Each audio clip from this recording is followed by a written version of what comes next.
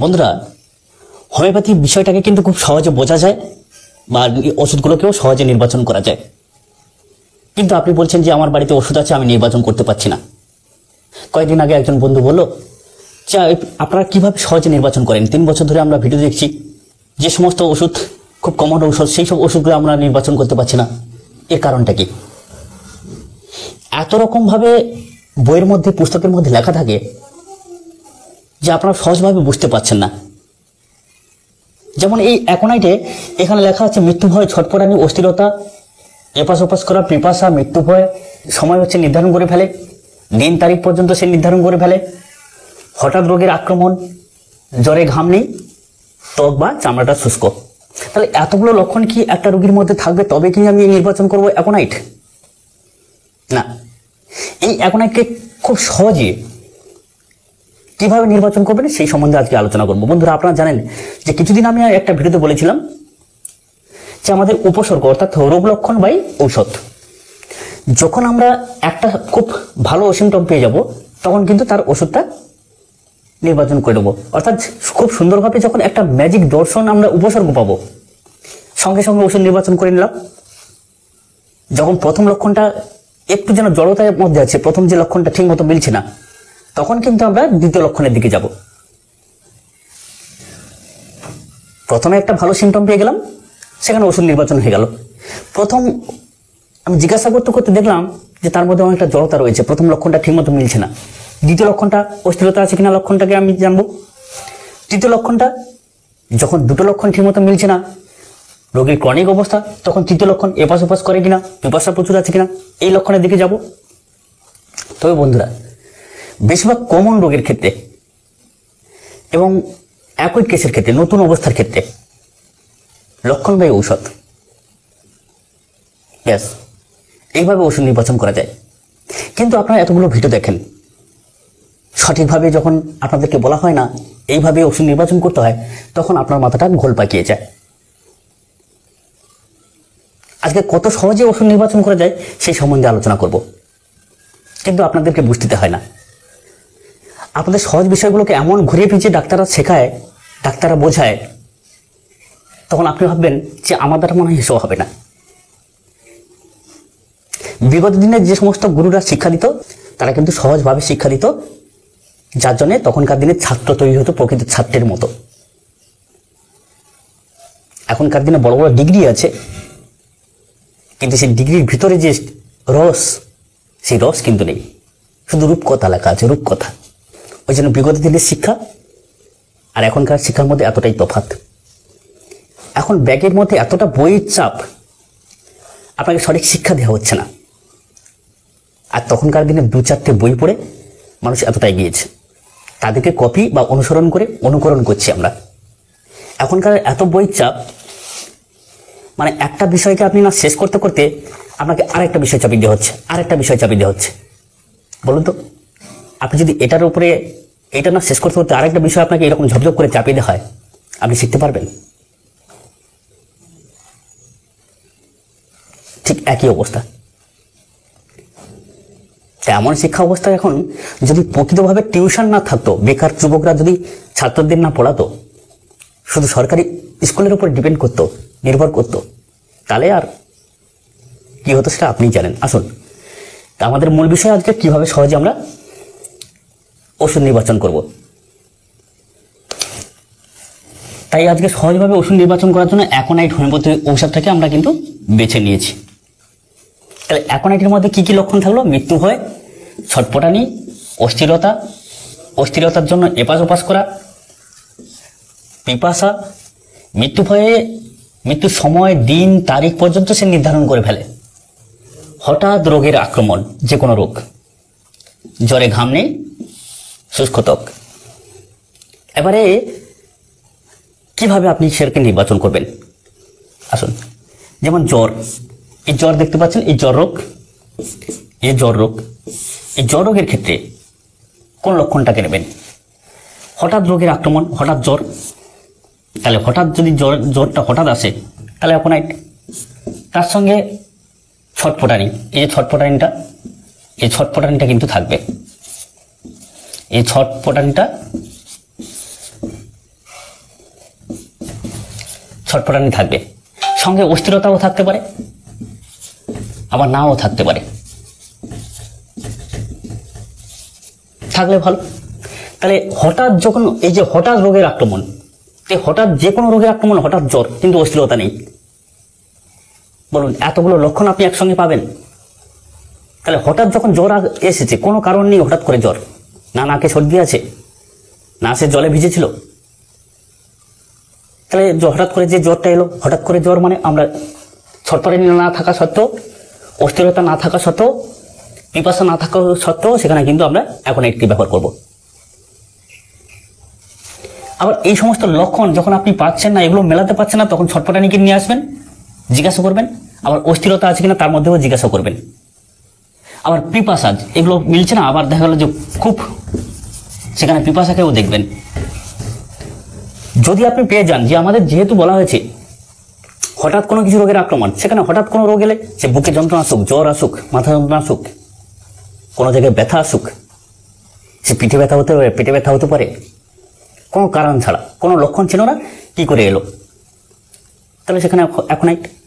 ধরুন এই যে হঠাৎ কোনো রোগের আক্রমণ নয়, কিন্তু তার মধ্যে এই ছটফটানিটা রয়েছে, অস্থিরতা রয়েছে, তাহলে হঠাৎ রোগের আক্রমণ, সেটা আমি পেলাম না, তাহলে এই দুটো লক্ষণ পেলে কি আপনি অ্যাকোনাইট দেবেন না? যখন আপনারা কোনো ভিডিও দেখেন যে এতগুলো লক্ষণ একটা রোগীর মধ্যে লিখে মানে জিজ্ঞাসা করে তবে ওষুধ নির্বাচন করব, আশ্চর্য ব্যাপার।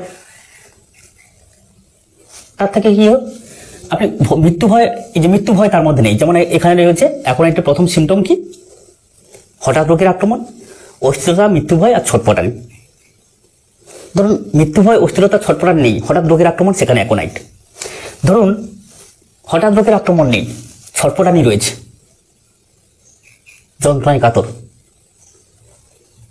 আমার কি হয়ে গেল, আমি মনে হয় বাঁচবো না, তাহলে সেখানে অ্যাকোনাইট। ধরুন প্রচুর পরিমাণে অস্থিরতার জন্য এপাশ ওপাশ করছে, প্রচুর পরিমাণে অস্বস্তি, অস্থিরতার জন্য এপাশ ওপাশ করছে, আপনি বুঝতে পারছেন না তার মধ্যে কি হচ্ছে, সে একটা যন্ত্রণা বা বেদনার জন্য এরকম হচ্ছে, অন্তর্হিত যন্ত্রণার জন্য, তাহলে সেখানে অ্যাকোনাইট নির্বাচন করবেন। এই যে এপাশ ওপাশ করা অস্থিরতার জন্য, রাষ্ট্রাক্ষীকে কিন্তু গা হাত ব্যথা উপশমের জন্য সে অস্থিরতার প্রকাশ করে, সেখানে গা হাত ব্যথা যন্ত্রণার জন্য, আর এখানে ভিতরের যন্ত্রণার জন্য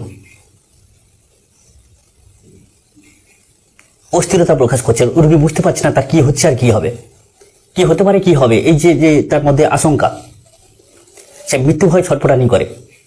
তাহলে মৃত্যু ভয় যেহেতু তার আসছে, তার মধ্যে আবার সে নির্ধারণ করে ফেলছে যে আমি অমুক দিন মনে মারা যাবো, আমি অমুক সময় মনে মারা যাবো, অমুক তারিখে, এর বেশি দিন আমি আর হয়তো বাঁচবো না। অনেক রোগী বলে এর বেশি মনে হয় আমি বাঁচবো না।